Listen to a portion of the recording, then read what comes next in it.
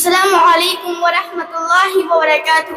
الحمدللہ رب العالمین والصلاة والسلام علی اشرف الانبیاء والمرسلین وعلی آلہ واصحابہ اجمعین، اما بعد۔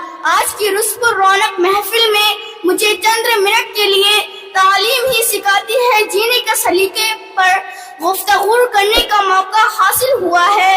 امید کرتی ہوں بغور سماعت فرمائیں گے اور اسی کو عملی جامہ پہنائیں گے۔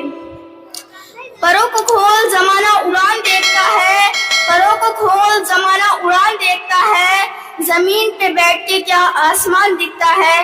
جناب صدر پہلی وحی آتی ہے، اقرأ باسم ربک الذی خلق، پڑھ اپنے رب کے نام سے جس نے تجھے پیدا کیا۔ اس کا مطلب ہے ہمیں زندگی کا سب سے پہلا سبق ملا، پڑھ یعنی علم حاصل کر۔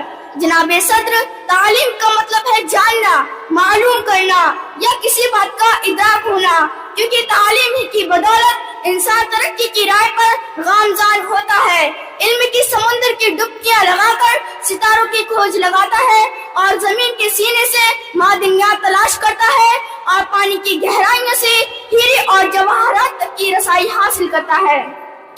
پانی اور سورج کی شعاعوں سے توانائی تک کے سب حصول تعلیم ہی کی مرہون منت ہے۔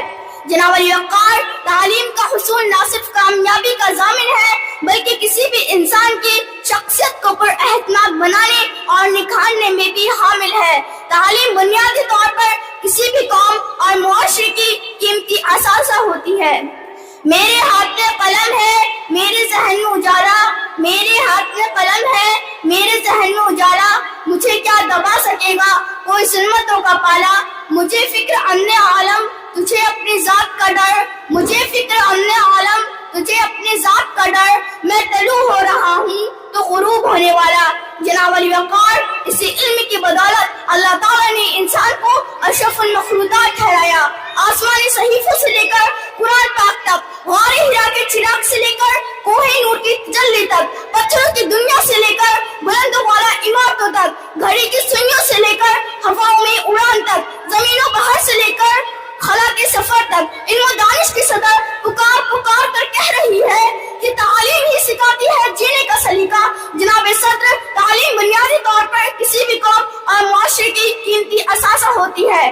منزل سے آگے بڑھ کر منزل تلاش کر، منزل سے آگے بڑھ کر منزل تلاش کر، مل جائے تجھ کو دریا تو سمندر تلاش کر۔